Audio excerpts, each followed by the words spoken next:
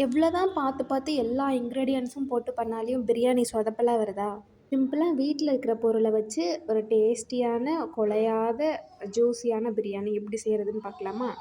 நான் இன்னைக்கு 2 டம்ளர் அரிசி எடுத்திருக்கேன். 2 டம்ளர் அரிசினா 3 பேர் வந்து தாராளமா சாப்பிடலாம். அந்த அளவுக்கு இருக்கும். பிரியாணி இலை, கல்பாசி, சோம்பு, அம் அன்னாசிப்பூ, கிராம்பு எல்லாம் எண்ணெய் காஞ்ச உடனே நல்லா பொரிச்சு எடுத்துருங்க. நல்லா பொரிஞ்சு வந்ததும் பச்சை மிளகாய் கீறி வச்சுருப்பீங்க இல்லையா, அதை போடுங்க. எடுத்ததும் வெங்காயம், தக்காளியெல்லாம் போட்டுறாதீங்க. முதல்ல பச்சை மிளகா போடுங்க. பச்சை மிளகா வெடித்து வந்துட்டு அப்புறமேட்டுக்கு புதினா நல்லா கைப்பிடி அளவுக்கு நல்லா தாராளமாக எடுத்து போட்டு, புதினாலாம் சுருங்குற அந்த ஸ்டேஜில் வெங்காயம் எடுத்து முதல்ல போடுங்க. வெங்காயம் வந்து நல்லா அதை மாய்ஸ்சர்லாம் இழுத்து ஒரு கோல்டன் ப்ரௌன் கலரில் வர்ற வரைக்கும் அதை வந்து நல்லா ஃப்ரை பண்ணி எடுத்துட்டு அப்புறமா தக்காளி போடுங்க. தக்காளி சில பேர்லாம் நிறைய பிரியாணிக்கு போடுறீங்க. அது வந்து டேஸ்ட்டையே இது பண்ணிடும். அதனால ஒரு அரை தக்காளி, ஒரு தக்காளி போட்டிங்கனாவே போதும். நான் இன்றைக்கி கரம் மசாலா, சிக்கன் மசாலா, பிரியாணி மசாலா, சக்தி மசாலா தாங்க எடுத்திருக்கேன். எல்லாத்துலேயுமே சக்தி தான். எல்லாத்துலேயும் வந்து ஒரு ஸ்பூன் எடுத்து மசாலா வந்து ரெடி பண்ணிக்கிட்டேன். அதிகமான மசாலாவை போடாதீங்க. ரொம்ப ஒரு மாதிரி மசாலா டேஸ்ட் தான் இருக்கும். அதுக்கப்புறம் க்ளீன் பண்ணி வச்சுருக்கிற சிக்கன் வந்து இன்றைக்கி 1/2 கிலோ சிக்கன் வாங்கிட்டு வந்திருக்காங்க. 1/2 கிலோக்கு ஏற்ற மாதிரி தான் நான் இன்றைக்கி சமைக்கவும் போகிறேன். உப்பு போட்டு நல்லா வந்து மசாலாலாம் அதோட இதாகிற மாதிரி ஃப்ரை பண்ணி எடுத்துக்கோங்க. என்கிட்ட தயிர், லெமன்லாம் இல்லைங்க. உங்ககிட்ட இருந்துச்சுன்னா போட்டுக்கோங்க. ஆனால் அதெல்லாம் இல்லைனாலே நல்லா தான் வரும் பிரியாணி. தேவையான்ற அளவுக்கு தண்ணி நான் இன்றைக்கி 2 டம்ளர் வந்து அரிசி போட்டிருக்கேன்னா 4 டம்ளர் தண்ணி ஊற்றுவேங்க. 4 டம்ளர் 3 1/2 டம்ளர் அந்த மாதிரி தான் ஊற்றுவேன். ஏன்னா பாஸ்மதி அரிசி ஆல்ரெடி ஊற வச்சுருந்தேன். இன்னொன்று தண்ணி நல்லா கொதிக்க விட்டுட்டு அதுக்கப்புறமேட்டுக்கு அரிசியை தூக்கி போடுங்க. முன்னாடியே அரிசி எல்லாம் போட்டுட்டு கொதிக்காமையே விசில் போட்டு வச்சிடாதீங்க. நீங்கள் அந்த கொதித்து வரும்போதே பாதி அரிசி வெந்திருக்கணும். அந்த மாதிரி ஸ்டேஜில் நீங்கள் மூடி போட்டு வச்சிங்கன்னா நல்லா குழையாமல் பூ மாதிரி வந்துடுங்க. இன்னொரு பக்கம் சைடில் ஈரல் கிரேவி பண்ணிடலாம். ஈரல் பெப்பர் கிரேவி. இதுக்கு அதிகமான இன்க்ரீடியன்ட்ஸ்லாம் எதுவும் தேவையில்லை. வெறும் வெங்காயம், பச்சை மிளகா மட்டும் கட் பண்ணி வச்சுக்கோங்க.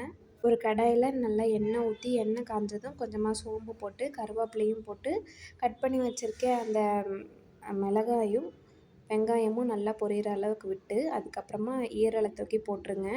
நல்லா ஞாபகம் வச்சுக்கோங்க, இதில் எந்த மசாலாவும் சேர்க்க வேண்டாம்.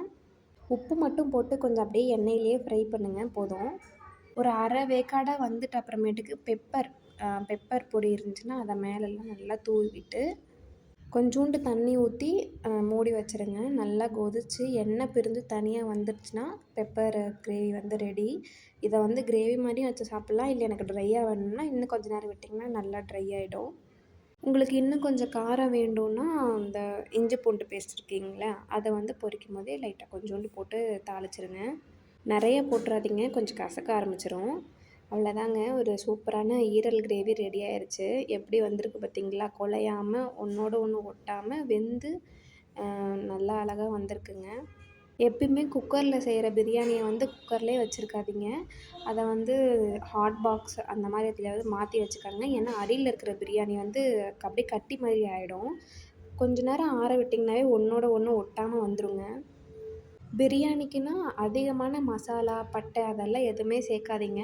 வீட்டில் உங்களுக்குன்னு செய்கிறதா இருந்தால் கொஞ்சமாக சேர்த்து செய்யுங்க. அப்போ தான் ஷட்டுலாம் இருக்கும். இல்லைன்னா அந்த பிரியாணி அந்த இலை, அந்த பட்டை, லவங்கம் இதோட வாசனை ஓவராக டாமினேட் பண்ணுங்க. சாப்பிடவே கசக்கிற மாதிரி இருக்கும். பீஸ் எல்லாம் பார்த்திங்கன்னா அவ்வளோ சாஃப்டாக வெந்து வந்திருக்கு. நான் இத்தனைக்கும் தயிர், லெமன் எதுவுமே போடலைங்க. அந்த அளவுக்கு சாஃப்டாக வந்திருக்கு. பிரியாணியோட கன்சிஸ்டன்சி பார்த்தாவே உங்களுக்கு தெரியும்.